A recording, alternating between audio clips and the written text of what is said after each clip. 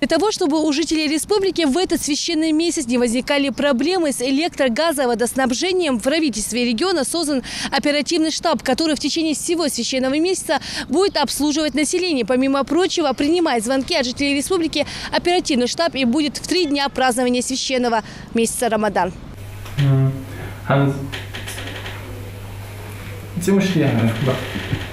Сотрудник оперативного штаба принимает очередной звонок. Мужчина на конце провода жалуется на отсутствие в доме газа. На месте связались с соответствующими структурами, чтобы устранить неполадки. Такие звонки здесь поступают со вчерашнего вечера. Вчера были звонки по поводу отключения воды,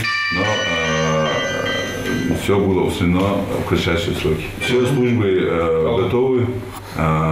Когда поступают оперативные звонки, сразу бригада выезжает на место аварийной ситуации и устраняет сразу. Оперативный штаб, созданный по поручению главы Ингушетии, работает круглосуточно. Принимают звонки от жителей республики сразу 4 специалиста, отвечающих за электричество, газоснабжение и подачу воды. Полностью круглосуточно работает оперативный штаб. И дневная и ночная смена, они меняются. И по 12 часов каждая смена.